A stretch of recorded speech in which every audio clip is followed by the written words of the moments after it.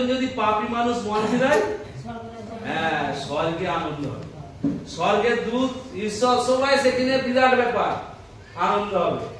হ্যাঁ, আর সেই আনন্দের বিষয় একটু বর্ণনা করে আমাদের বাইবেলেও বলেছে। সেই দুই ভাই, এক ভাই চলে গেছিল, আবার যখন ফিরে এলো বাবা কি করছিল, তার জন্য গরু কেটে সবাইকে নিমন্ত্রণ করে খাওয়াচ্ছে, কত আনন্দ। তো আমরা এই অল্প লোকই যদি আমরা যদি মন ফিরাই এবং আমরা যদি মন ফিরিয়ে যদি ঈশ্বরের শরণাপন্ন হয়, তাহলে স্বর্গেও আনন্দ হবে। সবাইকে জয় যিশু, ঈশ্বরের ধন্যবাদ। সবাইকে জয় যিশু। আর ঈশ্বরের অশেষ করুণা যে আজকে মোটামুটি আসার প্রোগ্রাম প্রায় ক্যান্সেল হয়ে গিয়েছিল সকালবেলা, যেমন হচ্ছে যেতে পারবো না, বাবা বাজার করতে চলে গেল। দিবাকতা হৃদয় ঈশ্বর খুব সুন্দর কথা বলছে, দিবাকতায় জোর দিল, বলছে তোমরা অটোতে চলে যাও, আমি ভিজে ভিজে চলে যাবো। হ্যাঁ, আমার তখন হৃদয় লাগলো, দিবাকতা একটু বাচ্চাকে নিয়ে বলছে ভিজে ভিজে চলে যাবো, আমরা অটোতে যেতে পারবো না। বলে বাবা বললাম যাবো। তারপরে দিবাকতা বললাম যে বোনারা আসবে না, যেহেতু ভিজতে হবে না, তোমাদের দিদি যাবো। ঈশ্বরেরই পরিকল্পনা কত সুন্দর এভাবে নিয়ে আসলো। তো আজকে চেয়েছিলাম একটু লোক থাকুক, কারণ ঈশ্বর যে বাক্য দিয়েছে গুরুত্বপূর্ণ। ঠিক আছে, হয়তো আমাদের মধ্যে এটা দরকার, ঈশ্বর যতদিন জেনেছে এতে আমরা খুশি। প্রার্থনা করি প্রভুর কাছে যেন বাক্য আমরা নিতে পারি। স্বর্গের বাবা, তোমায় ধন্যবাদ করি সমস্ত পরিস্থিতির জন্য। এই সমস্ত পরিস্থিতিতে তোমার উপস্থিতি আমাদের জীবনে দেওয়ার জন্য, আর এই সমস্ত পরিস্থিতিতে আমাদেরকে ধরে রাখার জন্য। তুমি উত্তম পিতা, তুমি আশীর্বাদের ঈশ্বর, তুমি গৌরব পাবার ঈশ্বর, তুমি যাদের ঘেটে গেছে জীবন, সেই ঘেটে যাওয়া জীবনকে সাজিয়ে দেওয়ার ঈশ্বর, তুমি নতুন জীবন দেওয়ার ঈশ্বর। আজকে তোমাকে পেয়েছি বলেই তো প্রভু সেই নিশ্চিন্তের জীবন যাপন করতে পারে। আর যদি তোমাকে না পেতাম, এই জীবন আরো কোথায় হারিয়ে যেত, তলিয়ে যেত জানি না প্রভু। তাই প্রশংসা করি, তোমার গৌরব করি যে আমাদের মতো অধমকেও, আমাদের মতো পাপীকেও তুমি দূরে ঠেলে সরিয়ে দাওনি, নিজের রক্ত দিয়ে আমাদেরকে আপন করে বুকে জড়িয়ে নিয়েছো, যার যোগ্য আমরা কেউ ছিলাম না। তুমি আমাদের পাপ দেখোনি, তুমি চেয়েছো যেন আমরা নতুন জীবন পাই, অনন্ত জীবন পাই, সেই রাস্তা দেখিয়েছো আর বলেছো আমি সত্য, পথ আর জীবন। হ্যাঁ প্রভু, আজকে জেনেছি তুমি সেই সত্য, তুমি সেই পথ, যে পথে জীবন আছে, আর কোনো পথে নেই। আকাশের নিচে মনুষ্যের মধ্যে দত্ত আর কোনো নাম নেই যে নামে পরিত্রাণ আছে। পরিত্রাণ শুধু তোমার ইম্মানুয়েল যীশু খ্রিস্টের নামে। প্রভু ধন্যবাদ যে অধিকার পেয়েছি তোমাকে বাবা বলে ডাকা। এখন তুমি আমাদেরকে একত্রিত করেছো বাবা, তুমি আশীর্বাদ করো। হে পবিত্র আত্মা, আমাদের সহায় হও। যে বাক্য তুমি আমাদেরকে দিয়েছো, আমাকে বলতে সাহায্য করো, আমার জিহ্বাকে তুমি কন্ট্রোল করো, আর সকলকে শুনতে সাহায্য করো, সকলের কর্ণকে তুমি কন্ট্রোল করো। এই মুহূর্তে আমরা যেন সম্পূর্ণ মনোযোগ দিয়ে শুধু তোমারই অন্বেষণ করি, তোমারই শ্রীমুখ দেখার চেষ্টা করি, আর তোমারই রব শোনার চেষ্টা করি, আর কিচ্ছু চিন্তা করবো না প্রভু। তুমি দয়া করো, করুণা করো, অনুগ্রহ করো। সকল প্রার্থনা তোমারই যীশু খ্রিস্টের নামে চাই, আমেন। আজকে যখন আরাধনা হচ্ছিল, মোটামুটি যেন ঈশ্বরের একটা উপস্থিতি আমি পেয়েছি। আজ আরাধনা যখন দেবজানী যখন প্রার্থনা করলো দাঁড়িয়ে, তখন সত্যি যেন একটা শরীরের মধ্যে একটা অনুভূতি হচ্ছে যে ঈশ্বর আমাদের মধ্যে আছে। হ্যাঁ, তো খুব সবাই ঈশ্বর আরাধনাতে, প্রশংসাতে খুব খুশি হন। তো আমরাও বিশ্বাস করি এখন তিনি এখনো আছেন।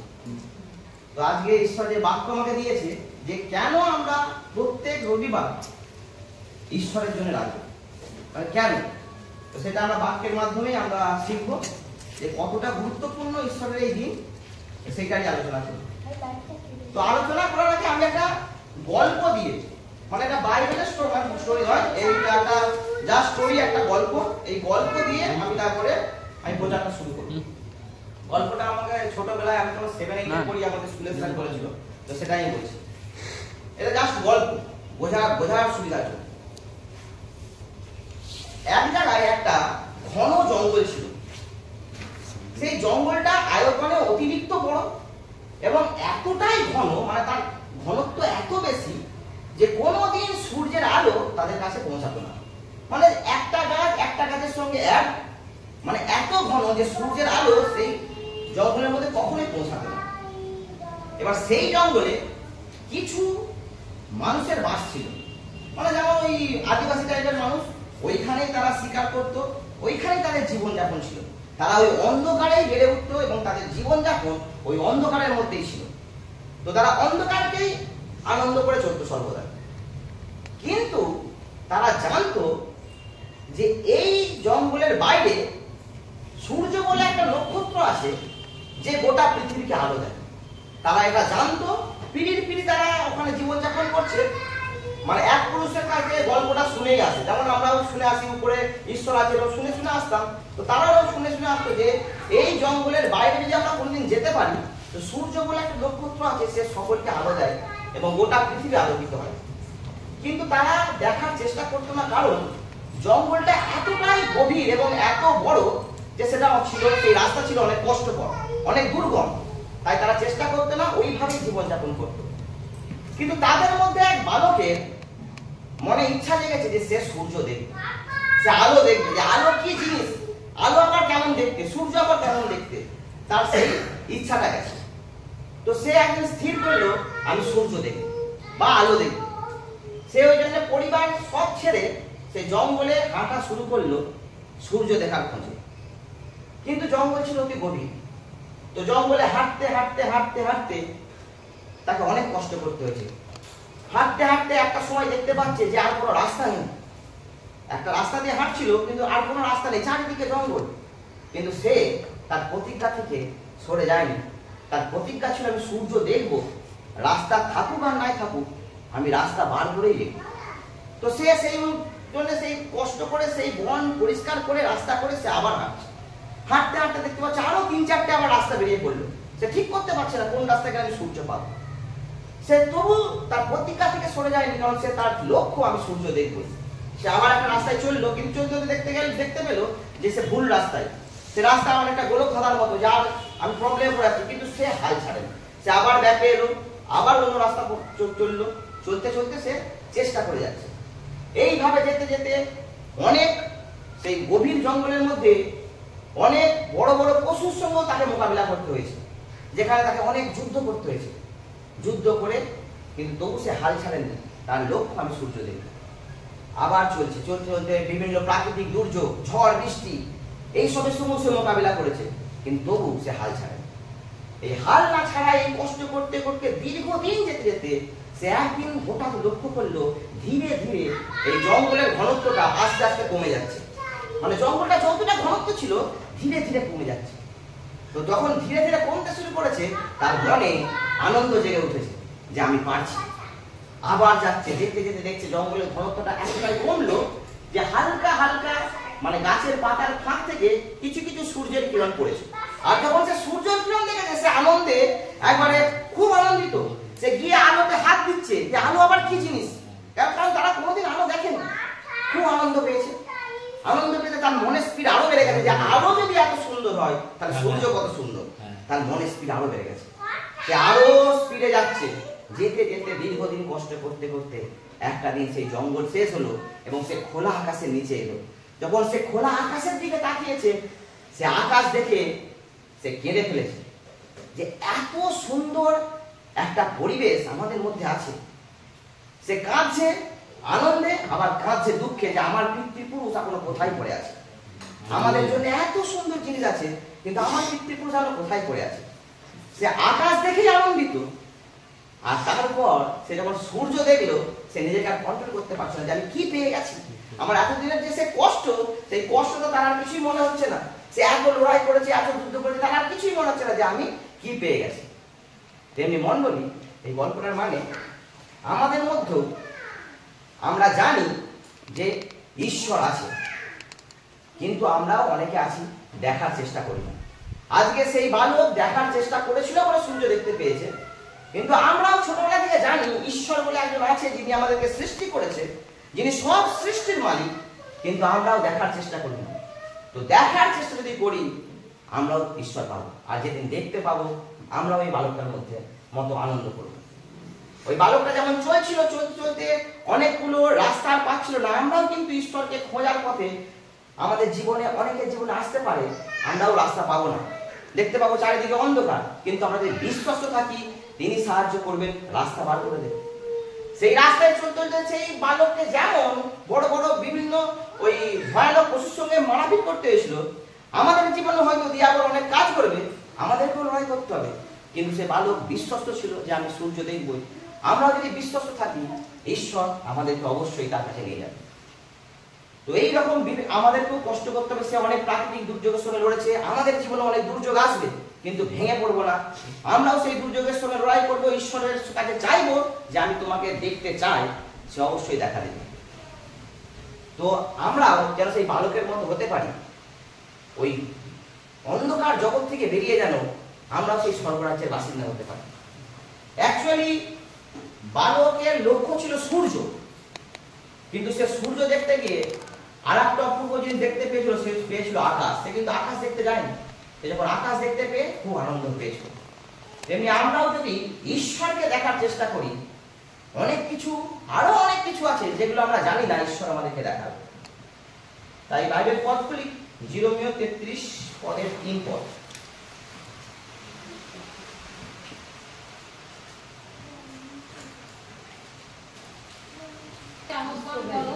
আর আমি তোমাকে উত্তর দিব এবং এমন মহৎ ও দুরূহ নানা বিষয় তোমাকে জানাইব যাহা তুমি জানো না। ঈশ্বর বলছে এমন নানা দুরূহ বিষয় তোমাদেরকে জানাবো যাহা আমরা জানি না।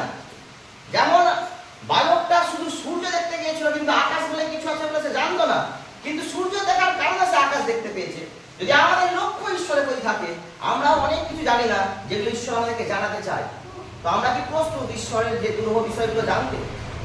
আজ যদি সেই দুরূহ বিষয়গুলো আমরাও জানতে পারি, আমরাও একজনের কাছে একটা উদাহরণ হয়ে যাবে। হয়তো যারা আজকে আমাদেরকে সাধারণ ভাবছে, তারা একদিন বুঝতে পারবে আমরা সাধারণ নয়, আমরা আশীর্বাদে। সেই দুরূহ বিষয় জানতে গেলে আমাদেরকেও সেই বালকের মতো আকাঙ্ক্ষা থাকতে হবে, আমরা ঈশ্বরকে দেখতে পাবো। তো কিন্তু আমাদের নতুন নিয়মে দুটো আজ্ঞা দিয়েছে, যে এক, তোমার সমস্ত অন্তঃকরণ প্রাণ দিয়া ঈশ্বর তত্ত্বে প্রেম করবে, আর দুই হচ্ছে আপন প্রতিবাসীকে আপনার মনে প্রেম করবে। তার মানে এই নয় যে 10 আজ্ঞাতে বলা আছে চুরি করো না, তাহলে চুরি করা যাবে। এই নয় যে নরহত্যা করো না, নরহত্যা করা যাবে। যদি কেউ বলে যে নতুন নিয়মে তো চুরি নরহত্যা কথা বলেনি, তাহলে করা যাবে, তার মানে না। কারণ আমরা যদি প্রভু যিশুর জীবনী দেখি, তিনি যেমন মাস্টার মানে শিক্ষকও ছিলেন, আবার তার সুস্থতা দেখে তাকে আমরা ডাক্তারও বলতে পারি, আবার তার কিছু পরিস্থিতি এমন সে কিন্তু উকিলেরও কাজ করেছে। যখন সেই বেশ্যা ধরা পড়েছিল, তাকে সবাই পাথর মারতে রেডি করলো, প্রভু একটা কথা বলেছিল, আর কেউ পাথর মারতে পারেনি। কি বলেছিল?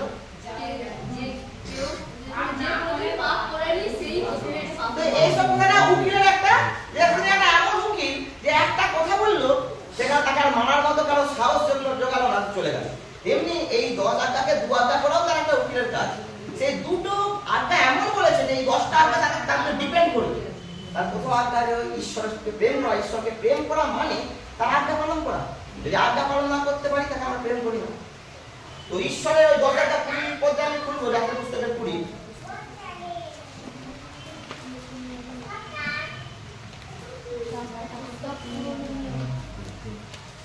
প্রথম আজ্ঞাটা 3 পদ, 20-3 হলো। আমার সাক্ষাতে তোমার অন্য দেবতা না থাকে। হ্যাঁ, এটা প্রথম। আমার সাক্ষাতে তোমার অন্য দেবতা না থাকে। এখানে ঈশ্বর বলছে আমার সাক্ষাতে তোমার অন্য দেবতা না থাকে। আমাদের এখানে মধ্যে কেউ আছি যে এখনো প্রভু ছাড়া অন্য কারো আরাধনা করি? এখানে আমরা কেউ আছি? এমন আগে তো আমরা করতাম, কিন্তু এখন অনেকে আছে দূরতায় থাকি, অনেকে মানে যিশুর কথা বলি, আবার মুখ বের করে, এরকম কেউ নেই তো। কিন্তু এখনো করে চলেছে। তো সেই মূর্তি পূজা হচ্ছে কি, সেটা আমি বলবো। আজ 20-9 পদটা আবার পড়ি। 20-9 পদ। 6 দিন আমরা সমস্ত কার্য করিও, কিন্তু সপ্তম দিন তোমার ঈশ্বর সদাপ্রভু উদ্দেশ্যে বিশ্রাম দিন। এখানে প্রভু পরিষ্কার বলছে যে 6 দিন তোমার, কিন্তু একটা দিন আমার।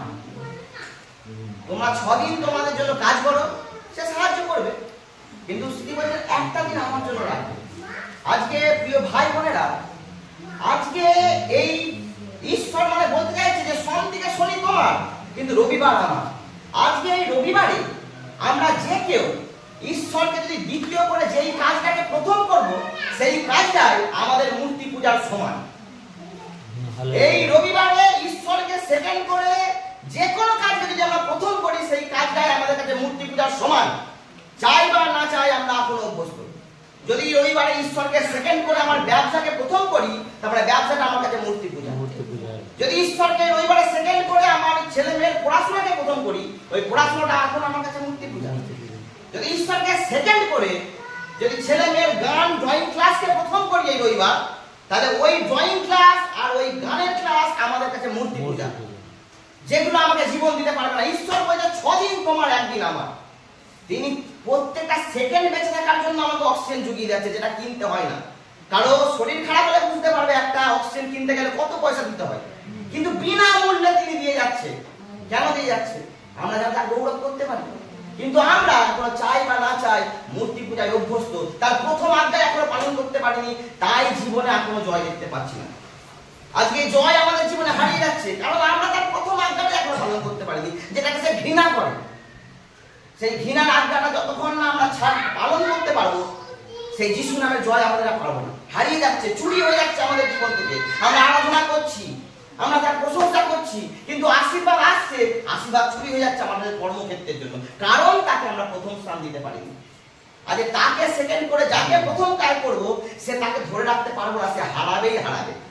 ইয়োব সেদিনে ঈশ্বরকে সেকেন্ড করে প্রথম করে রেখেছিল। আগে সে প্রথম করেছিল বলে যা হারিয়েছিল আবার ডবল ফেরত এসেছিল। কিন্তু আমরা এখন সবকিছু জেনেও ঈশ্বরকে এখনো সেকেন্ড করি, আর ঈশ্বরকে সেকেন্ড করার জন্যই আমাদের কোনো জয় নেই। এই জন্য এখনো আমরা দুঃখ করি যে 10 বছর 12 বছর যিশুতে আছি, আমি আজও যা এখনো তাই, আমাদের পরিবর্তন হয়নি। কালকে অর্থনীতির সঙ্গে আলোচনা হচ্ছিল, তিনি এই কথাটা আমাদেরকে বলছিলেন। ঠিক আছে, তো আমরা কবে শিখবো ঈশ্বরকে প্রথম করে? তিনি আমাদের জন্য মানে ঈশ্বরত্ব ছেড়ে মনুষ্য রূপে এসেছে। আমাদের জন্য তিনি এত ত্যাগ করেছে যে তিনি স্বয়ং ঈশ্বর, কিন্তু এসেছে মনুষ্য রূপে, তা আবার গন্ধ সেই পচা একটা গোয়াল ঘরে। আর আমরা তার জন্য রবিবার 2-4 ঘন্টা ত্যাগ করতে পারছি না। তাহলে আমরা এখনো সেই পাপের অন্ধকারে পড়ে আছি। ঈশ্বরকে যখন প্রথম স্থান দিতে পারবো, তখন আমরা বুঝতে পারবো ঈশ্বর কত মিষ্টি। যেসব আকাঙ্ক্ষা, যেসব মুহূর্তে আমরা এখনো ঈশ্বরকে সেকেন্ড করছি, যদি একবার সেসব ত্যাগ করে ঈশ্বরকে প্রথম দিতে পারি, সেই সব আকাঙ্ক্ষা মোহ দেখবে আমাদের পেছন পেছন যাবে, আমাদেরকে লাগবে না তার পেছনে যাওয়ার জন্য। সুতরাং প্রথম যে আজ্ঞা, এই মূর্তি পূজা থেকে আমাদেরকে বেরিয়ে আসতে হবে। আমরা কোনো চাই বা না চাই, আমাদের স্বভাব, আমাদের কার্য এখন মূর্তি পূজার সঙ্গে আছে, তার সমান।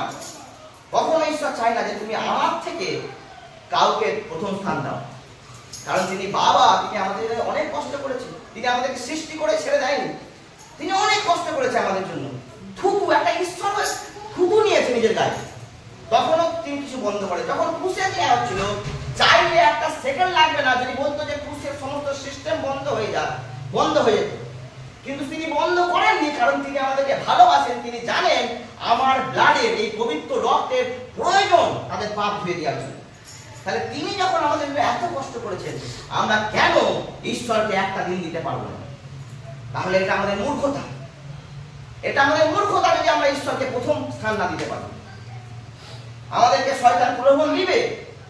আমাদের মতো হয়তো আমরা ব্যবসা করি, ব্যবসা দিয়ে বলছি হয়তো রবিবারে একটা বড় অর্ডার আসবে, আগে সেই অর্ডারকে যদি আমি ত্যাগ করে ঈশ্বরকে প্রথম স্থান দিই, ওরকম 10টা অর্ডার আমার আরো আসবে। কিন্তু ঈশ্বরকে কোনো পরিস্থিতিতে সেকেন্ড করা যাবে না। আর সেকেন্ড করা মানে যাকে আমি প্রথম স্থান দেবো, সেই আমার কাছে মূর্তি পূজার সময়। হয়তো শুনতে খারাপ লাগছে, এটাই বাস্তব। এখন আমরা পিছিয়ে আছি। আমরা খুব সহজে মানে ঈশ্বরের আশীর্বাদকে আমরা ত্যাগ করে দিতে পারি। আমরা জানি যে রবিবার গেলে ঈশ্বর খুশি হয়, তিনি আশীর্বাদ করেন, তিনি বলেছেন এটা তার আজ্ঞা। কিন্তু আমাদের কিছু কিছু ক্ষেত্রে আমরা ত্যাগ করে দিতে পারি, যে আজকে রবিবার দিনে আমার মেয়ের ক্লাস আছে, এত সুন্দর, এত মাস্টারটা এত ভালো, আমি কোনো মতেই এটা ত্যাগ করতে পারবো না। কিন্তু নিজেদের দৈহিক চাহিদাকে ত্যাগ করতে পারি না, কিন্তু ঈশ্বরকে ত্যাগ করতে পারি। আগে নিজের দৈহিক চাহিদাকে আমাদেরকে মারা শিখতে হবে, ঈশ্বরকে প্রথম স্থান দিতে হবে। আর যেদিন ঈশ্বরকে প্রথম স্থান দেওয়া শিখে যাব, সেদিন আমরা বুঝতে পেরে যাব যে আমাদের ঈশ্বর জীবন্ত, তিনি আমাদের কথা শোনে, তিনি আমাদের আওয়াজ শোনে। তো ঈশ্বরকে প্রথম স্থান দিতে হবে, সেই জন্য এই রবিবার আমাদের কাছে গুরুত্বপূর্ণ। এটা কোনো সাধারণ দিন নয়, এটা কোনো সাধারণ দিন নয়। আমরা যদি লক্ষ্য করি গোটা ওয়ার্ল্ডই দেখতে পাই বেশিরভাগ ক্ষেত্রে রবিবার ছুটি। তো এটা কোনো সাধারণ দিন নয়। এই দিনে আমার প্রভু মৃত্যুকে হারিয়ে পুনরুত্থিত হয়েছিল। এই দিনে এই জগতে অনেক মহাপুরুষ এসেছে, কিন্তু কেউ মৃত্যুকে হারাতে পারে না। কারো হয় কবরস্থান, কারো নয় তীর্থস্থান হয়ে গেছে, কিন্তু একমাত্র প্রভু যিশুর কবর খোলা। তিনি মৃত্যুকে হারিয়ে পুনরুত্থিত হয়েছিল। তো এই দিন আমাদের কাছে সাধারণ নয়। যখন এই শনিবারের পর এই রবিবার সকাল হবে, আমরা যদি আনন্দ পাই যে আজকে আমার প্রভুর দিন, তার গৌরব করব। কারণ সোম থেকে শনি তিনি আমাকে এত যত্ন করে রেখেছে। সোম থেকে শনি তিনি আমাদের সমস্ত প্রয়োজনটা জুগিয়ে দিয়েছে। আজকে সুযোগ পেয়েছি তার আরাধনা গৌরব করে তার প্রশংসা করবার। এই আনন্দ যখন আমাদের মধ্যে আসবে, আমরা বুঝতে পারবো ঈশ্বর আমার জীবনে প্রথম স্থান অধিকার করেছে। আর সেই দিন একটা নিজেদের মধ্যে ফিলিংস বুঝতে পারবো যে সত্যি আমরা পবিত্র আত্মায় আগে যেতে পারছি। তো ঈশ্বরকে পেতে গেলে আমাদের সর্বপ্রথম তাকে প্রথম স্থান দিতে হবে। কোনো পরিস্থিতিতেই আমরা যেন তাকে দ্বিতীয় স্থান না। বুঝা গেছে? তো এই মণ্ডলীতে মানে প্রত্যেক রবিবার আসাটা অনেকের কাছে অনেক কষ্ট হয়, অনেকের কাছে বাধা হয়। তো প্রত্যেক রবিবার মণ্ডলীতে আসার কিছু কমন বাধা আমাদের জীবনে আসে, মানে কমন, বা আমাদের মনে সেই প্রশ্নগুলো যায়। তো সেগুলো আমি ঈশ্বরের বাক্য দিয়ে আগে দেখব। প্রথম যে বাধা, মানে প্রথম যেটা আমাদের হৃদয়ে শয়তান কথা বলে, সেটা যে প্রতি রবিবারে যেতে হবে। প্রথম যাদের একটু দূরে বাড়ি, বিশেষ করে হয়তো তোমাদের সামনেই চার্চ কোনো ব্যাপার নয়, যাদের দূরে বাড়ি তারা ভাববে প্রতি রবিবারে যেতে হবে। যার অপশান আমার কথা বলছে প্রতি রবিবারে যেতে হবে। ঈশ্বর কি বলেছে? আমি তো ঘরেও বাইরে নিয়ে করতে পারি। আর শয়তান খুব চালাক। শয়তান যখন আসে, তখন যিশুকে এসেছিল সে বাক্য দিয়েই এসেছিল। শয়তান কোনোদিন কিন্তু আনাড়ি কথা বলে না, তার প্রত্যেকটা কথা লজিক থাকে। যে প্রত্যেক রবিবারে করোনার সময় চার্চ গিয়ে বন্ধ ছিল, করোনার সময়, তখন তো আমরা কোথাও কেউ যাইনি। তখন কি ঈশ্বর আমাদেরকে শুনেনি আমার কথা? তাহলে আমি যদি ঘরে বসে 2 ঘন্টা আরাধনা করি, অসুবিধা কি আছে? প্রত্যেক রবিবার যেতে হবে, বা প্রত্যেক রবিবার যাওয়াটা কি সম্ভব? অ্যাকচুয়ালি ব্যাপারটা আমরা যদি একটু গভীরভাবে ভাবি, মানে ঈশ্বর তো প্রত্যেক রবিবার মানে মাসে 4টে দিন বলেছে। কোনো কোনো মাসে 5টা পড়ে যায়। আমি 5টা ধরেও যদি দেখি, বছরে 50 দিন, মানে 4 12 48, দুটো দিয়ে এক্সট্রা ধরি, বছরে 50 দিন। আর আমাদের দিন হচ্ছে 365 দিন। তো ঈশ্বর কি খুব বেশি চেয়ে ফেলেছে? 365 দিনের মধ্যে বলে 50টা দিন আমার, তা কি পুরো নয়। সেই 50 দিনের মধ্যে ঘুমোতেও দিচ্ছে, আমাদেরকে খেতেও দিচ্ছে। যদি আমরা 4 ঘন্টা বের হই, 4 ঘন্টা করে ধরি, তাহলে বছরে 200 ঘন্টা। বছরে 200 ঘন্টা, সেখানে হয়তো মানে তুমি যদি দেখো 365 × 24, 8-9 হাজার কিছু একটা ঘন্টা হবে। তো প্রায় 9,000, যদি 8,000 8,500 যদি ঘন্টা, 8,500 ঘন্টার মধ্যে 200 ঘন্টা ঈশ্বর চাই, খুব বেশি চায় না। তিনি তো আমাদের জন্য এত কিছু করেছে, কিন্তু আমরা দিতে পারি না। তাও আমাদের মধ্যে বলছে যে প্রতি রবিবারে যেতে হবে। আর যেদিন এই দিনটাকে আমরা একটা কমিটমেন্ট, মানে প্রতিজ্ঞা করে দেবো, এই দিন আমার নয়, এই দিন ঈশ্বরের, এটা আমি বাধ্য দিতে, শয়তান আমাদেরকে আটকাতে পারবে না। কিন্তু সেই প্রতিজ্ঞার দরকার, প্রতিজ্ঞার দরকার। সেই প্রতিজ্ঞা ছাড়া আমরা কখনো এগোতে পারবো না। একটা আমাদের মধ্যে দৃঢ় প্রতিজ্ঞা থাকবে, জল ঝড় কিচ্ছু জানি না, আমাকে যেতে হবে, মানে যেতে হবে। আগে সাপোজ যদি ধরি, আজকে ধরো যারা যারা আসতে পারেনি, আমি কাউকে ছোট করছি না, আজকে এই দিনে যদি তার সরকারি চাকরি থাকতো যে আজকে যেতেই হবে, না হলে চাকরিটা ক্যান্সেল হয়ে যাবে, তাকে কিন্তু কেউ আটকাতে পারতো না। সে কেউ আটকাতে পারতো না, হেঁটে হলেও যেত। গাড়িও যদি বন্ধ থাকে, হেঁটে হলেও যেত। কিন্তু ওই যে দৈহিক চাহিদাটাকে আমরা রক্ষা করার চেষ্টা করি, কিন্তু ঈশ্বরের আজ্ঞাটাকে রক্ষা করতে পারি না। দৈহিক চাহিদা আমাদের কাছে বড় হয়ে গেছে, ঈশ্বর ছোট হয়ে যাচ্ছে। তো আমরা যদি এটাকে ভাবি যেটা আমার ঈশ্বরের দিন, যে আমাকে বাঁচিয়ে রেখেছে তার দিন, এটা আমাকে যেতে হবে, যদি একটা হৃদয়ে কমিটমেন্ট থাকে, প্রতিজ্ঞা থাকে, আমাদেরকে কেউ টলাতে পারবে না। আর ঈশ্বর আমাদেরকে সাহায্য করবে। আমাদের হৃদয়ে তিনি জানেন, তিনি আমাদের হৃদয়ের সব কথা জানেন। তিনি যদি দেখেন আমাদের আকাঙ্ক্ষা আছে, কোনো ঝড় বৃষ্টি আমাদের কাটাতে পারবে না, আমাদেরকে অবশ্যই নিয়ে আসবে। আমার দ্বিতীয় নম্বর পয়েন্ট, অনেক দূরত্ব। বেশিরভাগ ভাবি যে এত দূরত্ব যাওয়া সম্ভব, বিশেষ করে গৌরীপুরের কথাই বলি, এত ভেতর, মাথা খারাপ, একটা গাড়িতে উঠলেই চলে যাবো হচ্ছে না, যে এত দূরত্ব কি করে যাবো প্রত্যেক সপ্তাহে, ভোলাটা যত সহজ ঘোরাটা অত সহজ না, এত দূরত্ব যাওয়া সম্ভব? ঈশ্বরকে ঘরে করলেই হবে। ঈশ্বর তো বলেছে যে আমি তোমার মন মন্দিরে থাকি। ঈশ্বর কি বলেছে? আমি চার্চে থাকি, আমার মনে আছে আমি ঘরে দাঁড়ানো থাকবো। এত দূরত্ব কি করে যাবো?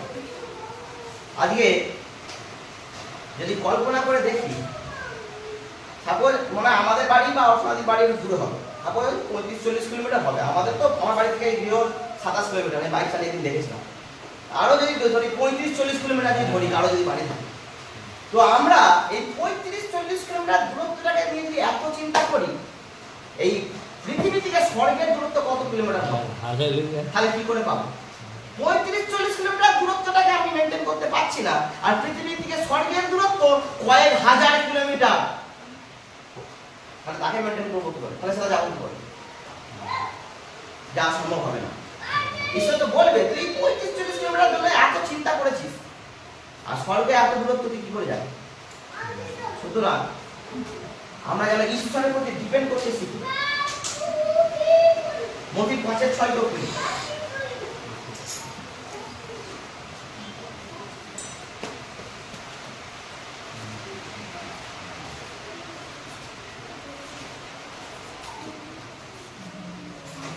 অন্য যারা ধার্মিকতার জন্য ক্ষুদিত ও তৃষিত, কারণ তাহারাই পরিতৃপ্ত হইবে। প্রভু বলছে ধন্য যারা ধার্মিকতার জন্য ক্ষুদিত আর তৃষিত থাকবে। আজকে তোমার যদি আমার ধার্মিকতার জন্য ক্ষুধা থাকে, মানে খিদে থাকে, যখন শনিবারের পর রবিবার এসে গেল, আমার খিদে পাচ্ছে, মানে একটা তৃষ্ণা পাচ্ছে, আমি কখন গিয়ে তার গৌরব করবো, কখন গিয়ে তাকে ধন্যবাদ দেবো যে প্রভু এই সপ্তাহটা তুমি এত সুন্দর করে কাটালে। দেখতে পাচ্ছি পাশের বাড়ির এই প্রবলেম হচ্ছে, কিন্তু আমার হয়নি। দেখতে পাচ্ছি পাশের বাড়ির লোক তিনি হসপিটালে আছে, কিন্তু আমি নেই। সেই রবিবার গিয়ে কখন তোমার গৌরব করবো? তার জন্য যদি আমাদের খিদে থাকে, তৃষ্ণা থাকে, তিনি আমাদেরকে পরিতৃপ্ত করবেন। ওই জন্য বলেছেন কারণ তারা পরিতৃপ্ত হয়ে, এবার তার হচ্ছে দায়িত্ব হয়ে যাবে আমাকে কি করে দিয়ে আনি। তিনি আমার ক্ষুধা, আমার আকাঙ্ক্ষা দেখে তিনি আমাকে সাহায্য করবে যে এই সন্তান কি করে আমার গৃহে এসে গৌরব দেবে। তো আমাদেরকে সেই ক্ষুধা তৃষ্ণা যেন আমাদের মধ্যে থাকে, অবশ্যই তিনি সাহায্য করবেন। আর একটা পদ্ধতি হিতবোধের 16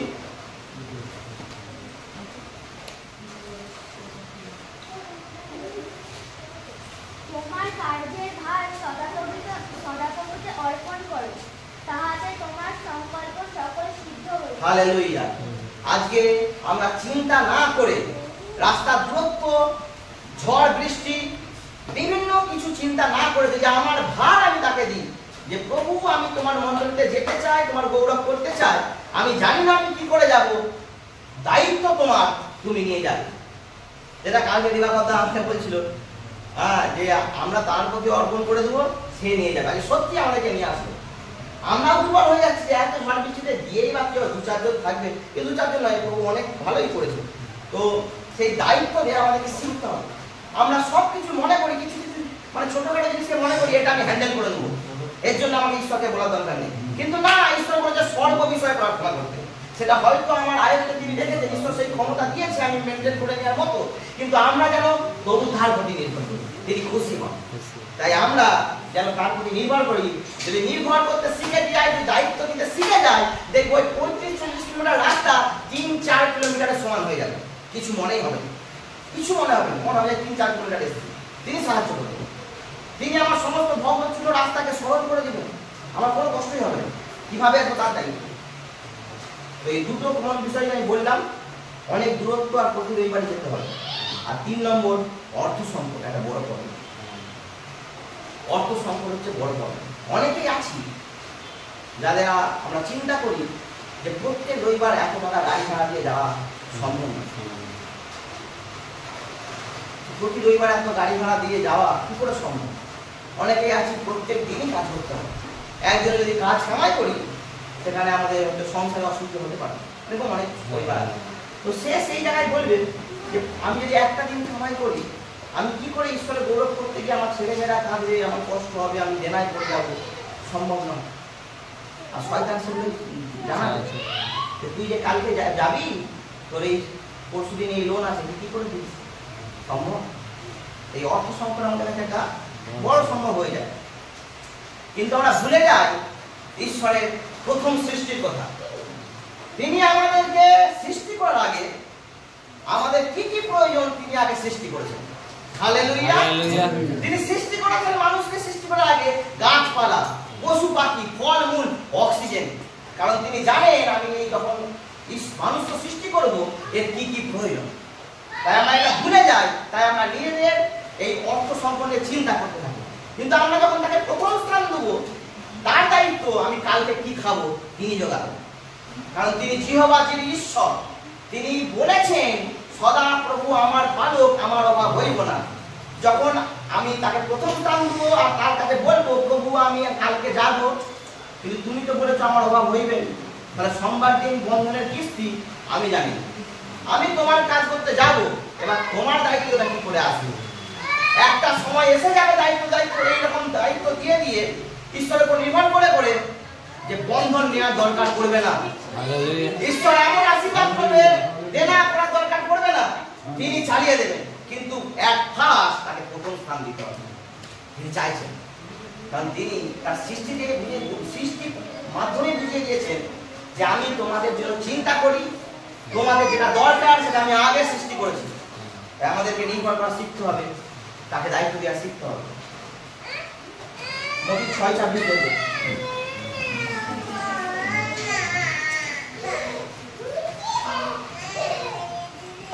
মতি 6:26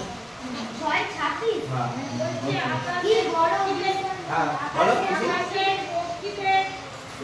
প্রতি বৃষ্টিপাত করো, তাহারা বুনেও না কাটেও না, গোলাঘরে সঞ্চয় করে না, তথাপি তোমাদের স্বর্গীয় পিতা তোমাদিগকে আহার তাহাদিওকে আহার দিয়া থাকে। হ্যাঁ, তাহাদিগকে আহার দিয়া থাকে। বলো। আচ্ছা, হ্যাঁ বলো। তোমরা কি বলছে তোমরা কি তার থেকেও তোমরা কি তাহাদের হইতে অধিক শ্রেষ্ঠ না? প্রভু বলছে আকাশের পাখির দিকে তাকাও, তারা বনেও না, গোলাঘরে সঞ্চয় করায় না, তথাপি তাদেরকে আমি আহার দিয়ে থাকি। আর তুমি তো তোমাদেরকে তো আমি আমার প্রতিমূর্তিতে বানিয়েছি, তোমার নাসিকায় আমি আমার প্রাণবায়ু দিয়েছি, তাহলে কি তুমি পাখিদের থেকে শ্রেষ্ঠ নও? তাহলে তুমি কি খাবে, কি ভোজন করবে, কেন চিন্তা করতে থাকো? তুমি আমাকে প্রথম স্থান দাও, তারপর তুমি কি খাবে, কি করবে। যখন পাখিকে আমি এত কিছু ঝুঁকিয়ে দিই, আর তুমি তো আমার শ্রেষ্ঠ সৃষ্টি, তিনি আমাদেরকে অনেক গুরুত্ব, অনেক ভালোবেসে সৃষ্টি করেছেন, তাই তো আমাদের পাপের জন্য নিজে এত কষ্ট করেছেন। তাহলে তিনি বলছেন তাহলে তোমরা কি তাদের থেকে অধিক শ্রেষ্ঠ নও? তার মানে আমাদেরকে এই অর্থ সম্পদ নিয়ে চিন্তা করা বন্ধ করে প্রভুকে প্রথম স্থান দিতে হবে, অর্থ সম্পদ বন্ধ হয়ে যাবে। এবার 6:33টা পর 33, 6:33। কিন্তু তোমরা প্রথমে তাহার রাজ্য ও তাহার ধার্মিকতার বিষয়ে চেষ্টা করো, তাহা হইলে ওই সকল দ্রব্য ও তোমাদিগকে দেওয়া হইবে। এখানে প্রভু কত সুন্দর বলেছেন যে তুমি আগে আমার প্রথম, এখানে বলছে প্রথমে, কিন্তু তোমরা প্রথম বলছে মানে কি আমাকে প্রথম করো, কিন্তু তোমরা প্রথমে তাহার রাজ্য ধার্মিকতার বিষয়ে চেষ্টা করো। তুমি আগে তার রাজ্য ধার্মিকতার বিষয়ে চেষ্টা করো, বাকি তোমার কি প্রয়োজন সব কিছু আমি দেবো। Hallelujah, hallelujah. কারণ তিনি জানেন আমার প্রয়োজন কি। আমরাও এক সময় মুহূর্তে না জানি না আমাদের প্রয়োজন কি, উল্টো পাল্টা চেয়ে বসি, সেই জন্য পাই না। কিন্তু তিনি জানেন সঠিক আমার কোনটা প্রয়োজন, চাইতে হবে না, পেয়ে যাবো। কিন্তু প্রথম আমাদের যেটা কাজ, আমাদের কমিটমেন্ট, আমাদের প্রতিজ্ঞা, যেন তার রাজ্য ধার্মিকতার বিষয়ে আমরা চেষ্টা করি, তবে ঈশ্বর পাবো। তো ঈশ্বর পেলে আমরা আরো আনন্দ করব। আজকে এই কজন আছি, আরো লোক আসবে, আরো পরিবার যারা আরো অন্ধকারে আছে, তারাও আমরা ঈশ্বরের অনুগ্রহে বাঁচতে পারবো। আমার 4 নম্বর যেটা পয়েন্ট, যেটা শয়তান বারে বারে বলে, বিশেষ করে দৈহিক কষ্ট। দৈহিক কষ্ট আমার মাকে মাঝে মাঝে বলেন যে এই রবিবারে সারাদিন মন্ডলীতে গিয়ে সারাদিন গাড়ি জার্নি করে ঘরে আমরা ক্লান্ত হয়ে যাই। মাকে বলে, এটা বলছি দৈহিক কষ্ট একটা আমাদের হচ্ছে বাধা, মানে এটা শয়তান কথা বলে আমরা ক্লান্ত। বলবে আবার আজকে তুই যাবি, আগের সপ্তাহের কথা মনে নেই, সারাদিন গাড়ি করে এলি আর এসে রান্নাই করতে পারলি নি, মুড়ি খেয়ে শুয়ে করতে হলো, মনে নেই আবার যাবে এই সব কাজ। এরকম হয়, এগুলো কম্পালসারি ব্যাপার, শয়তানের কথা বলে। হ্যাঁ ওকে এক সপ্তাহ রান্না বান্না করে না, আমি তো নিজে গিয়ে রান্না করতে কেউ সাউন্ড করে কেউ হাত ধরে সব কেউ বলে গিয়ে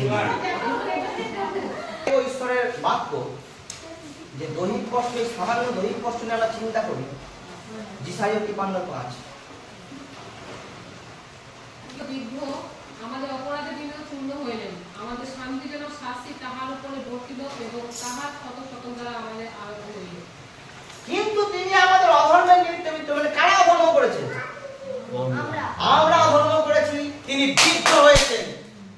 তিনি আমাদের অধর্মের জন্য ক্রুশে বিদ্ধ হয়েছেন।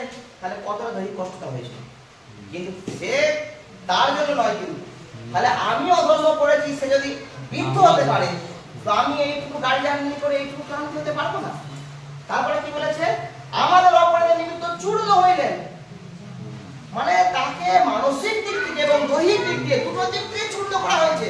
শুধু দৈহিক দিয়ে নয়, তাকে এত, তিনি ঈশ্বর, তাকে এত উল্টো পাল্টা কথা বলা হয়েছে, এত অপমানজনক কথা বলা হয়েছে যে তিনি মানসিক দিক দিয়েও চূর্ণ হয়েছেন, দৈহিক দিয়েও চূর্ণ হয়েছেন আমাদের পাপের জন্য। তো এইটুকু দৈহিক কষ্ট আমরা তার জন্য করতে পারবো না। 2 ঘন্টা 4 ঘন্টা 6 ঘন্টাও যদি যায়, যদি একটা বেলাই যায়, এটা তার কাছে অতি নগণ্য, কিচ্ছু নয়। আর বলেছেন আমাদের শান্তিজনক শাস্তি তার উপরে বর্তিল, পাপের শাস্তি কেউ নেয়। সেই আমরা ছোটবেলায় একটা গল্প করেছিলাম, সেই ডাকাতরা তার পাপের শাস্তি তার বউকেও চেয়ে বলেছিল যে আমি যে পাপ করেছি সেই রত্নাকর ডাকাত। হ্যাঁ হ্যাঁ, তো বলে তুমি পাপ করেছো, তুমি তারই করবে, কেউ নেয়নি। একমাত্র প্রভু যিশু বলছে, এই জন্যই তো আমি যিশুকে এত ভালোবাসি। প্রভু যিশু বলছে আমি পাপীদের জন্য নয়, এই ধার্মিকদের জন্য নয়, পাপীদের জন্য এসেছি। এটা সম্পূর্ণ আলাদা, আর কেউ বলেনি। সকলে বলছে পাপীকে আমি সংহার করতে এসেছি, আর প্রভু ঠিক উল্টো, আমি পাপীকে বাঁচাতে এসেছি। তাই বাঁচানো শুধু নয়, যে পাপীর পাপটা নিজের কাছে নিয়েছে, তার পাপের ফল ভোগ করতেই হবে। তো সে সমস্ত কষ্ট নিজে নিয়ে তিনি হলেন ক্ষত বিক্ষত। আর এমন মহান ঈশ্বর, তিনি বলছেন ক্ষত সকল দ্বারা তোমাদের আরোগ্য দিন। কি আশ্চর্য বলো! আমাদের পাপের শাস্তি তো নিলই, নিয়ে চূর্ণ বিচূর্ণ ক্ষত বিক্ষত হলো, সেটাই শেষ নয়। সে বলছে এই ক্ষত দ্বারা আবার তোমরা সুস্থ হবে। হালেলুয়া! আজকে এই প্রভুর এই ক্ষত দ্বারা আমরা সুস্থ হচ্ছি। তো তার এই দৈহিক কষ্ট যদি একটু ইমাজিন করি, তাহলে আমরা বুঝতে পারবো এই দৈহিক কষ্টটা দৈহিক কষ্টই নয়। আর যখন ইমাজিন করতে শিখে যাব, তখন একদিন বুঝতে পেরে যাব যেটাকে আগে কষ্ট ভাবছি ওটা কষ্ট নয়, ওটা আশীর্বাদ। হালেলুয়া! অ্যাকচুয়ালি শয়তান আমাদেরকে বোঝাতে চায় তোর এটা কষ্ট, তোর এটা ক্লান্ত, কারণ তিনি এই আশীর্বাদটা চুরি করতে চায়। আর যখন আমরা শয়তানের কোথায় কান দেবো না, বলবো শয়তান আমি তোকে বিশ্বাস করি না, কারণ তুই আদি থেকে মিথ্যে কথা বলিস, কিন্তু আমার ঈশ্বর সত্য। তিনি বলছেন আমার বাক্যের লোক কখনো হবে না। যখন ঈশ্বরকে প্রধান স্থান দেবো, ঈশ্বরকে প্রথম স্থান দেবো, তখন এই ক্লান্তি আমরা বুঝতে পেরে যাবো এটা ক্লান্তি নয়, এটা ঈশ্বরের আশীর্বাদ। যে আশীর্বাদ আমাদেরকে রূপান্তরিত করে দিবে। যেটা তুমি বলেছিলে দেওয়ার কথা, যে শুঁয়োপোকা থেকে প্রজাপতি, এই আশীর্বাদই আমাদেরকে করবে। আর যখন আমরা এই আশীর্বাদ পেয়ে রূপান্তরিত হয়ে প্রজাপতির মতো উড়বো, আজকে যারা হয়তো আমাকে টিসকানি কাটছে যে তুই প্রত্যেক রবিবার চার্চে যাস ওই হল্লোগোল করতে, কেউ হয়তো নানা রকম বিদ্রুপ কথা বলছে, তারা ভাঁ করে তাকিয়ে দেখবে ই কি করে প্রজাপতি হয়ে গেল। হালেলুয়া! তো ঈশ্বরকে আমরা প্রথম স্থান দিতে হবে। ঈশ্বর আমাদের জন্য যুদ্ধ করবে, তিনি আমাদের জন্য প্রস্তুত যুদ্ধ করতে। যাত্রা 14 বলেছে এই যুদ্ধ তোমার নয় আমার। তো তিনি যুদ্ধ করতে প্রস্তুত, কিন্তু আমরা যেন অবশ্যই তাকে প্রথম স্থান দিতে পারি। তার এই দিন আমাদের কাছে গুরুত্বপূর্ণ এবং আনন্দের, কারণ মৃত্যু আজকে হার মেরেছে, এটা সাধারণ ব্যাপার নয়। মৃত্যুকে হার কেউ মানতে পারে না। আজকে আমাদের মৃত্যুকে ভয় পাইনি কেন? কারণ আমরা জানি মৃত্যুর পরে আছে পুনরুত্থান। আজ পুনরুত্থান আমাদেরকে আনন্দ দেয়, পুনরুত্থান আমাদেরকে একটা আলাদা আলো দেখায়। যেগুলো মৃত্যুকে আগে যিশুকে পার আগে যে ভয়টা পেয়েছে আবার পাই না। আমি জানি মৃত্যুর পর আমার প্রভুর সাথে দেখা হবে, পুনরুত্থিত হব, তো সেই জন্য ভয় পাই না। তো আজকে সেই পুনরুত্থানের দিন আমরা যেন ঘরে টিভি দেখে মটন কষা খেয়ে না সময় কাটাই, যেন অবশ্যই ঈশ্বরের গৃহে এসে তার আরাধনা করতে পারে। এটা আমাদের দায়িত্ব, এটা আমাদের দায়িত্ব। আমরা যেন অবশ্যই প্রভু এই দিনকে মানে শক্ত করে ধরে রাখতে পারি, কেউ না আমাদের কাছ থেকে এটা ছিনিয়ে নিতে পারে। তো এই বাধাগুলো বললাম। এবার কিছু ছোট্ট আলোচনা করবো যে যদি না আমরা এই রবিবার মানে এই প্রভুর দিনে যদি তার আরাধনা করতে না আসি, কিছু জিনিস আমাদের কাছে মিস হয়ে যায়। সেই মিসগুলো আমি একবার করবো। সন্ধ্যা হয়ে শিষ্যগণ যেখানে ছিলেন, সেই স্থানে তারা সকল ইহুদিগণের ভয়ে রুদ্ধ ছিল। এমন সময় যীশু আসিয়া মধ্যস্থানে দাঁড়াইলেন এবং তাহাদিগকে কহিলেন, তোমাদের শান্তি হোক। হালেলুয়া। সেই দিন শিষ্যরা সপ্তাহের প্রথম দিনে তারা ছিল এবং সেখানে তারা জানতো না যীশু আসবে, কিন্তু হঠাৎ যীশু এসে বলল, তোমাদের শান্তি হোক। আজকে আমরা সব মনুষ্যরা সর্বদাই শান্তি চাই, শান্তির জন্য এত কিছু, শান্তি আমাদের সকলেই চাই, আর শান্তি অন্য কোথাও নেই, শুধু যিশু নামে আছে। তাই আমরা প্রভু যিশুকে বলি শান্তি রাজ। আর সেই দিন তারা জানতো না আজকে যিশু আসবে। যিশু এসে তাদেরকে প্রথমেই আশীর্বাদ করলো যে তোমাদের শান্তি হোক।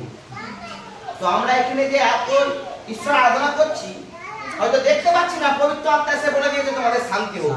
দেখবে সোম থেকে শনিবার এই যে সারা হপ্তাহটা একটা অন্যরকমই যাচ্ছে, বুঝতে পারবে, কারণ তিনি বলেছেন তোমাদের শান্তি হোক। আজকে যারা অনুপস্থিত তারা এই শান্তির আশীর্বাদটা মিস করবে। কিভাবে মিস করবে? যোহনের 20:24 পদটা পড়িয়ে বা কে মিস করবে?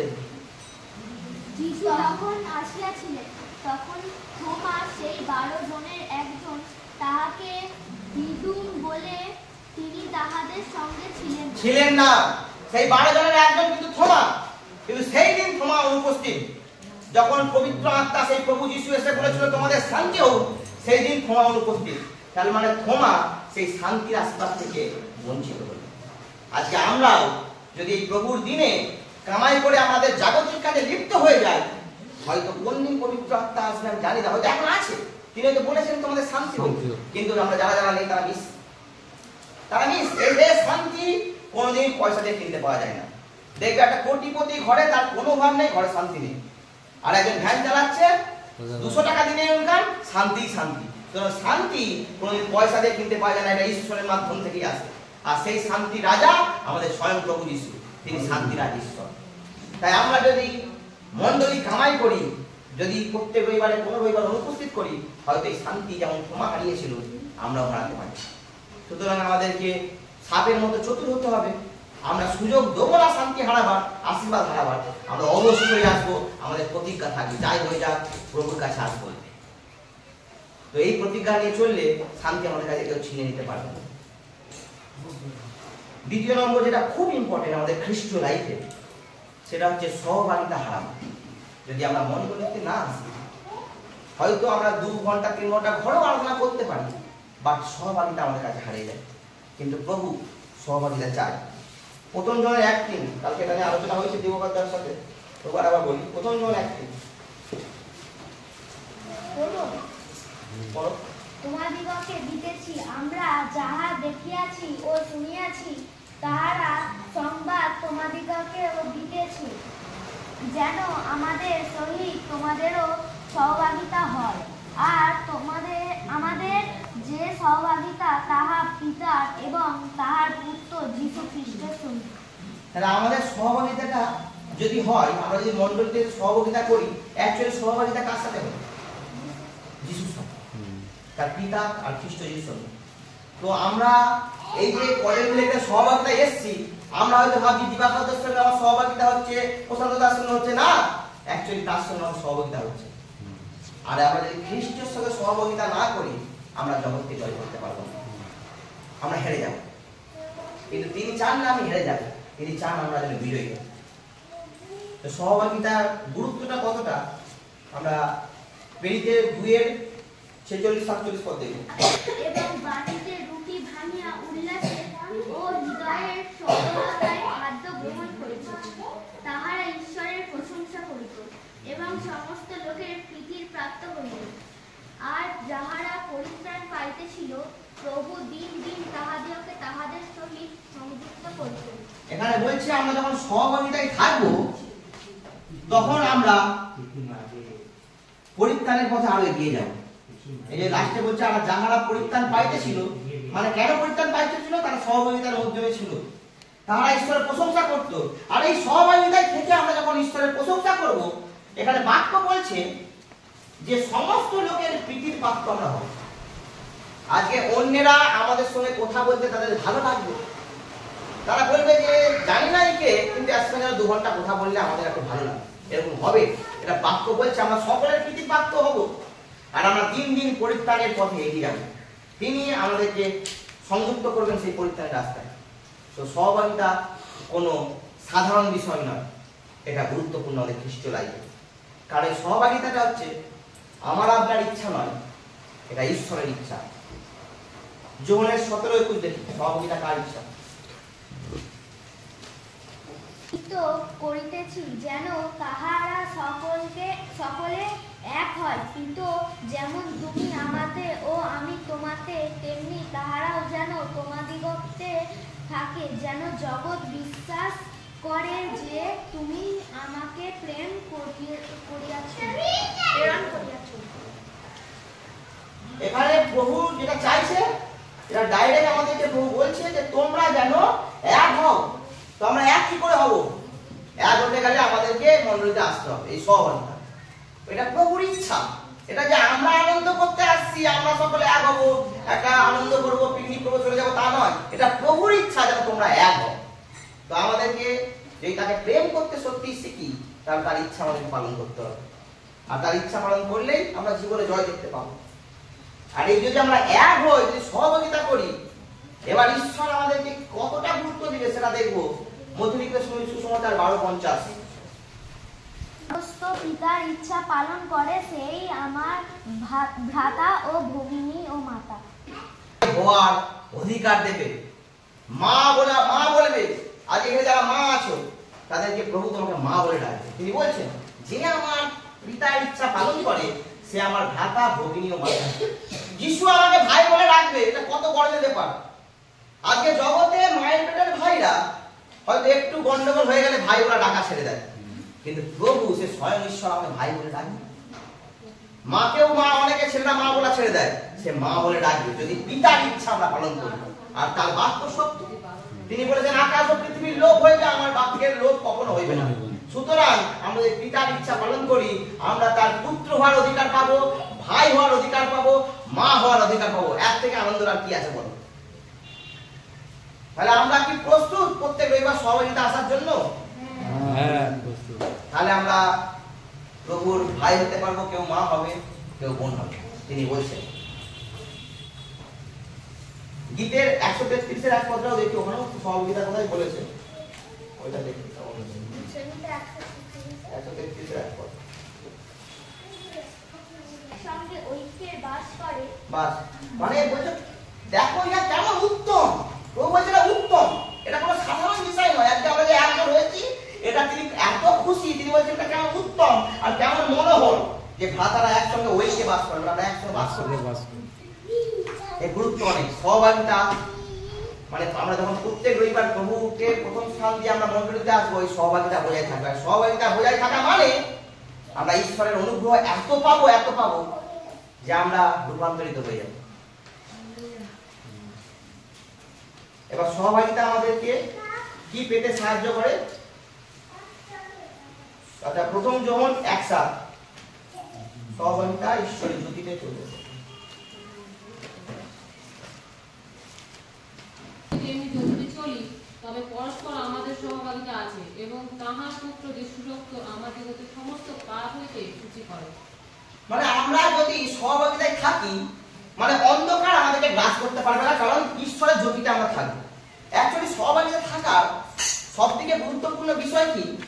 আমাদের মধ্যে কেউ হয়তো একটা ভুল সিদ্ধান্ত নিচ্ছি, সেটা যদি আমরা বুঝতে পারি, আমরা তাকে একটা অ্যাডভাইস দিতে পারবো যে এটা ভুল হচ্ছে। সেই ভুল সিদ্ধান্ত মানে সেই শয়তানের ফাঁদ থেকে সে রক্ষা পেতে পারে। কারণ একটা মাথা ভুল হতে পারে, কিন্তু 20টা মাথা ভুল হতে পারে না। তাই ঈশ্বরের অনুগ্রহ। ওই জন্য বলছে যে আমরা সহভাগিতা থাকি, ঈশ্বরের জ্যোতিতে থাকবো। আর জ্যোতিতে থাকা মানে কোনো অন্ধকার আমাদেরকে গ্রাস করতে পারবে না। হয়তো ঈশ্বরের কোনো বাক্যকে আমরা মিনিং ভুল করছি, যে এটা ঈশ্বর এইটা বলতে চাইছে, সেটা হয়তো কিন্তু আমি ভুল বলছি, কিন্তু সেইটা যখন আমি আলোচনা দিব কথা, এটা মানে প্রভু যিশু এই কথাটা বলতে চাইছে, ও আমাকে ভুলটা শুধরে দিতে পারবে যে না, এটা বলছে না সুপ্রিয়তা, এটা এই কথাটা এইটা মানে। কিন্তু সহভাগিতা যদি না থাকি, ঘরে যদি একা একা বাইবেল পড়ি, ভুলটা ভুলি হয়ে যাবে, আর তখন আমরাও প্রভুকে বিচ্ছিন্ন হয়ে যাবো।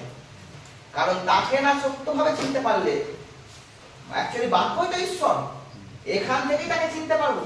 সুতরাং সহভাগিতা আমাদের কাছে ইম্পর্টেন্ট। ভুল থেকেও আমাদেরকে সহভাগিতা রক্ষা করবে। তিনি এই জন্যই এত সহভাগিতার উপর মানে এত জোর দিয়েছেন। ঈশ্বর চায় আমরা সহভাগিতায় থেকে তার আরাধনা করি। ঘরে তো আমরা আছি, আমরা তো প্রত্যেকটা দিন সকালে উঠে তার আরাধনা করি না। তিনি তো খুশি হন, আমরা তো প্রথম দিনটাই তাকে দিয়ে শুরু করতে চাই। কিন্তু বাট রবিবার গুরুত্বপূর্ণ, আমরা যেন সহভাগিতায় অবশ্যই আসতে পারি। তো এই সহভাগিতায় আসতে পারলেই তবেই তিনি বলেছেন, আমি তোমাদের জন্য যে ঘর বাঁধছি জানো তোমরা আমার সাথে থাকতে। আমরা তো আমাদের লক্ষ্য তো ওইটাই, সেই ঘর আমাদেরকে প্রভু যিশু বাঁধছে। তিনি এত দয়ালু, মানে আমাদের জন্য ঘর প্রস্তুত যেন আমরা তার সাথে থাকতে পারি। মানে আমাদেরকে তিনি ছাড়তে চান না। তিনি আমাদের জন্য অন্য জায়গাতেও স্বর্গ করে দিতে পারতো, একটা স্বর্গের মতো আরেকটা সেকেন্ড কপি করে দিতে পারতো, তোরা ওখানে থাকবি আমি এখানে থাকবো। কিন্তু না, তিনি চান যেন আমরা তার সাথে থাকি এক হয়ে। তিনি সেই পবিত্র আত্মা। তো সেই ঘরে যেতে গেলে আমাকে ঈশ্বরকে প্রথম স্থান দিয়ে কখনোই কোনো পরিস্থিতিতে আমাকে তাকে সেকেন্ড করা যাবে না। হয়তো তাকে প্রথম স্থান দিতে গিয়ে দেখবো যে হয়তো জগতের কোনো সুযোগ সুবিধা থেকে আমি বঞ্চিত হচ্ছি। দেখা যাবে যে আজকে রবিবার, আজকে ওই জায়গায় গেলে এটা পেতাম, হয়তো সুযোগ সুবিধা, খুব বড় সুযোগ সুবিধা, বঞ্চিত হয়ে যাচ্ছি। একবার সাহস করে সেই সুযোগ সুবিধাকে ত্যাগ করে একবার ঈশ্বরকে সময়টা দিয়ে দেখুন না, ওই সুযোগ সুবিধা তোমার পেছন পেছন করবে। তিনি সেই ঈশ্বর, তিনি এত মহান। তো সেই ঘরে আমরা যেতে সবাই প্রস্তুত। তো সেই ঘরে তো আর এমনি এমনি যাওয়া যাবে না। সেই ঘরে যেতে গেলেও পাসপোর্ট লাগবে আমাদের, এমনি এমনি যাওয়া যাবে না। সেই পাসপোর্ট, এটা আগেও বললাম, আবার বলছি একটু ভেঙে, সামান্য দুবাই গেলে, হ্যাঁ সামান্য দুবাই বা এখন আমরা অটোরিকশা করে এলাম করে তাই, হ্যাঁ টিকিট ছাড়া যাওয়া যাবে। তো সেই ঘরে যেতে গেলে এমনি এমনি হবে না। তো তার সেই ঘরে যাওয়ার আমি প্রথমে একটাই ভাঙ্গনালে ওটা আরো বড় হয়ে যাবে, এখন দেওয়ার কথা বলবে। মথিলিকের সুসমাচার ওই 22-37 পদটা, যেটা প্রভুর বাক্য, মানে প্রথম আজ্ঞা, যেটা প্রভু শিখিয়েছেন, কি যেটা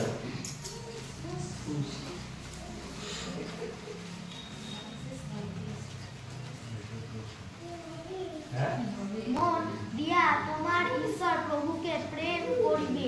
এখানে প্রভু যদি মানে শুধুই বলতো যে তোমরা তোমার ঈশ্বরকে প্রেম করবে, জোর কম হতো।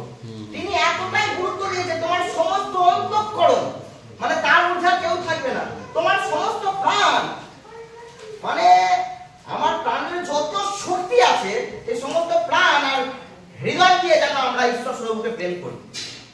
তার মানে কতটা ইম্পর্টেন্ট এটা, এই বাক্যটা আমাদের কাছে, যে ঈশ্বরকে প্রথম স্থান দেওয়া। আর ঈশ্বরকে প্রথম স্থান দেওয়া মানে তার প্রতিটা আজ্ঞা আমাদেরকে পালন করা ইম্পর্টেন্ট। ঈশ্বর হচ্ছে আমাদের কাছে কোনো বোঝা নয়, যে আমাদেরকে যেতে হবে যাচ্ছি তা নয়। তিনি যেন আমাদের কি বলবো, যেন অলংকার। ঈশ্বর আমাদের কাছে অলংকার। আমার মেয়েদের কাছে বিশেষ করে যেমন সোনা দানা হার যেমন একটা গুরুত্বপূর্ণ খুব শখের অলংকার, আমরা যেন ঈশ্বর যেন আমাদের কাছে অলংকার। তিনি বোঝা নয়। রবিবার হলে যেতে হবে, মন খারাপ হবে, যেতে হবে তাই যাচ্ছে তা নয়, যেন মনে ফুর্তি হয়, আনন্দ হয়, আমি ঈশ্বরের গৌরব করবো। ঠিক আছে? তো সেই রকম সেইভাবে আমাদেরকে ঈশ্বরকে প্রেম করতে হবে। মানে এতটাই ঈশ্বরকে প্রেম করতে হবে, মানে যারা ঈশ্বর থেকে বিচ্ছিন্ন তারা বলে তুই ওর সঙ্গে কি কথা বলি, সব সময় মুখে ঈশ্বর ঈশ্বর ঈশ্বর, ও ঈশ্বর পাগলা হয়ে গেছে। এটাই আমাদের কাছে পাসপোর্ট। যখন লোক বলবে যে তুমি ঈশ্বর পাগলা হয়ে গেছো, ভেবে নাও ঈশ্বরের পাসপোর্ট তুমি পেয়ে গেছো। তার মানে আমাদের ভেতর থেকে ঈশ্বরের গুণাগুণ সে পাচ্ছে, যে ওর মুখে সবসময় ঈশ্বর, সব ঈশ্বর ছাড়াও কিছু চিনি। একটা সামান্য পাপ করতে বললো, যেটা মানে একটা বিড়ি খেতে বলি, যেটা জগতের কাছে পাপই নয়, তাও সে বলছে যে ঈশ্বর এটা মানা করেছে। একটা সিনেমা হলে যেতে গেলে একটা সিনেমা দেখে আসি, দিবাকর না না আমি যাবো না, এটা ঈশ্বর মানা করেছে। তখন তারা বিরক্ত হয়ে বলে ও ঈশ্বর পাগলা হয়ে গেছে, আর ওটাই সার্টিফিকেট হয়ে গেল। তার মানে আমরা বুঝতে পারবো ঈশ্বরের সেই পাসপোর্ট আমাদের জন্য রেডি হচ্ছে, আমরা যেতে পারবো। তো আমাদেরকে সকলকে ঈশ্বর পাগল হয়ে যেতে হবে, যিশু পাগল হয়ে যেতে হবে, আর অন্যদেরকেও করার চেষ্টা করতে হবে। হালেলুয়া, আমরা যেন পারি সেই মতো।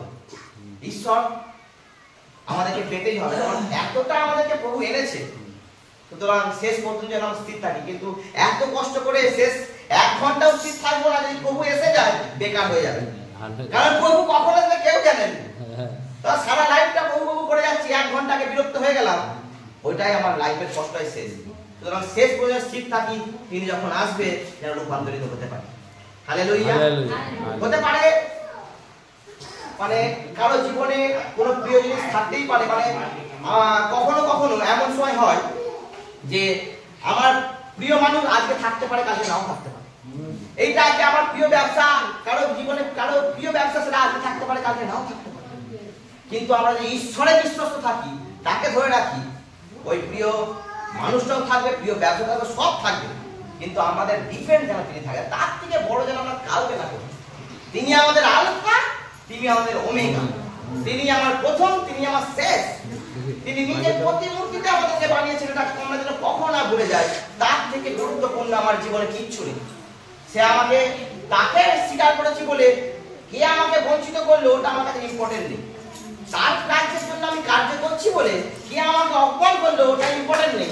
ওরা অপমান করবে, আমাদেরকে দেখে হা হা করে হাসবে, কিন্তু ওই হাসিটা একদিন হা করে রয়ে যাবে যে এর জীবনের পরিবর্তনটা কি করে হবে। ও সে হাসিটা বন্ধ হয়ে গিয়ে হা হয়ে যাবে, বুঝতে পেরে যাবে যে এদের ঈশ্বর জীবন। তো আমরা যেন সে আমাদের জীবন্ত ঈশ্বরের উদাহরণ হতে পারি, আমাদের মধ্যে যেন যিশুকে দেখা যায়, আমরা সেই রকম হতে চাই। তো আমরা সবাই পারবো তো? প্রত্যেক চেষ্টা নয়, আমাদেরকে একটা মানে প্রতিজ্ঞা নিতেই হবে। আমরা প্রভুর এই কাজকে কখনোই এগিয়ে দিতে পারি, তাকে প্রথম স্থান দিয়ে আমরা যেন আরো সেই স্বর্গরাজ্যের সন্নিকটে যেতে পারি। তো প্রার্থনা করব, প্রার্থনার মাধ্যমে শেষ করব। স্বর্গের বাবা, তোমায় ধন্যবাদ করি, তোমার প্রশংসা করি, তোমার গৌরব করি। ধন্যবাদ করে শেষ করা যায় না পিতা তোমাকে, তুমি যে উত্তম পিতা। কেমনে ধন্যবাদ করে তোমাকে শেষ করি প্রভু? তোমার এত অনুগ্রহ যে ক্যালকুলেশন করে শেষ করা যায় না। কারণ আমি আমার অতীত জানি, আর তুমি কোথা থেকে আমাকে তুলেছো আমি জানি। আজকে এই যে নিশ্চিন্তের জীবন পেয়েছি প্রভু, এটা শুধু তোমার যিশু নামে আছে, যেখানে কোনো ভয় নেই, শুধু আছে ভক্তি। যেখানে দুঃখ নেই, সেই দুঃখ আস্তে আস্তে প্রভু তোমার যিশু নামে আনন্দে পরিণত হয়ে যায়। ও প্রভু, আমাকে ব্যবহার করো, আমার এই মণ্ডলীর সমস্ত ভাই বোনকে ব্যবহার করো প্রভু। তুমি যে আমাকে বলেছো যে তোমরা প্রথম আমার রাজ্য ধার্মিকতার কাজের জন্য চেষ্টা করো, আমি সেটা করতে চাই, আমরা করতে চাই বাবা, আমরা আগ্রহী। কিন্তু আমাদেরকে কেউ না দুর্বল করতে পারে। হে পবিত্র আত্মা, তুমি আমাদের সাহায্য করো, তুমি আমাদের মধ্যে বাস করো, কারণ তুমি সর্বশক্তিমান ঈশ্বর। বাক্যে তুমি বলেছো যে তোমাকে ছাড়া আমরা কিছুই করতে পারি না। হ্যাঁ প্রভু, তুমি ছাড়া আমি অন্ধ, তুমি ছাড়া আমি ব্যর্থ, তুমি ছাড়া আমি কিচ্ছু নয় প্রভু। তাই হে ঈশ্বর, হে সদা প্রভু বাহিনীগণের ঈশ্বর, সাহায্য করো যেন তোমার রাজ্য ধার্মিকতার কাজে এগিয়ে যেতে পারি। জীবনের কোনো পরিস্থিতিতেই তোমাকে যেন সেকেন্ড না করি বাবা। তুমি প্রথম ছিলে, আছো আর থাকবে প্রভু। যেন তোমাকে প্রথম স্থান দিয়ে তোমার পবিত্র আত্মার সাহায্য পেয়ে যেন সুন্দরভাবে তোমার রাজ্য ধার্মিকতার কাজে এগিয়ে যেতে পারি। হ্যাঁ প্রভু, তোমাকে আমি চাই, আমি তোমাকে কাছে পেতে চাই বাবা।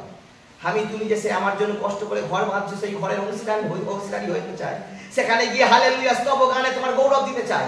তুমি আমাকে সাহায্য করো প্রভু, আমাকে শুধু নয়, আমার এই পরিবারকে, এই মণ্ডলীর সকল ভাই বোনকে তুমি সাহায্য করো। আরো আজও যারা অন্ধকারে পড়ে আছে, তুমি তাদেরকে আলো দেখাও প্রভু, তারা যেন তোমাকে পেতে পারে। দয়া করো, করুণা করো। আর আমাদের পাস্টার প্রভু, সেই প্রিয় পাস্টার আমাদের আঙ্কেলকে তোমার হস্তে রাখি, আন্টিকে হস্তে রাখি, তুমি তাদেরকে আরো সুরক্ষিত রাখো প্রভু। তাদের দ্বারা তুমি আরো আমাদেরকে সুজ্ঞান সুবুদ্ধি দাও প্রভু। তাদেরকে তুমি কত সুন্দর ব্যবহার করে প্রভু, আমি তাদের মুখে শুনেছি এই জায়গায় ছিটে বেড়াচ্ছিল, তুমি এত সুন্দর করেছো প্রভু। তেমনি আমরাও ব্যবহৃত হতে চাই প্রভু, আমাদেরকেও ব্যবহার করো, আমরা যেন আরো এগিয়ে যেতে পারি তোমার স্তব দান করে। হ্যাঁ প্রভু, দয়া করো, করুণা করো, অনুগ্রহ করো। তোমার দক্ষিণ হস্ত দ্বারা তুমি আমাদেরকে সর্বদাই ধরে রাখো প্রভু। কখনো না মনে হয় প্রভু আমি একা, তোমার উপস্থিতি যাত্রা করি যেন সর্বদাই বুঝতে পারি হে পবিত্র আত্মা তুমি আমাদের মধ্যে আছো। আর যখন তুমি আমাদের সঙ্গে থাকবে, তুমি যখন আমাদের পক্ষে থাকবে, তখন কে আমাদের বিপক্ষে প্রভু? ও প্রভু, সাহায্য করো, দয়া করো, করুণা করো, অনুগ্রহ করো। সকল ভাই বোনেদেরকে আজকে তুমি আশীর্বাদ করো। আমি জানি না এখানে কে কি নিয়ে আছে, হয়তো কেউ অসুস্থতায় আছে, হয়তো কেউ হতাশায় আছে, হয়তো কেউ কান্নায় আছে প্রভু। যারা কান্নায় আছে তাদের চোখের জল মুছে দাও, যারা হতাশায় আছে তাদেরকে তোমার আলো দেখাও, জীবনে তৃপ্তি দাও, যারা অসুস্থতায় আছে তাদেরকে সুস্থতা দাও প্রভু। আমরা যেন তোমার পবিত্র আত্মায় রূপান্তরিত হয়ে থাকতে পারি, আমাদের স্বভাব, আমাদের আচার ব্যবহার, আমাদের লাইফস্টাইল যেন দেখে বুঝতে পারে তুমি আমাদের জীবন্ত সদা প্রভু। তুমি দয়া করো, করুণা করো, আশীর্বাদ করো। এই সকল প্রার্থনা তোমার যীশু খ্রিস্টের নামে চাই, আমেন। সবাইকে জয় যীশু।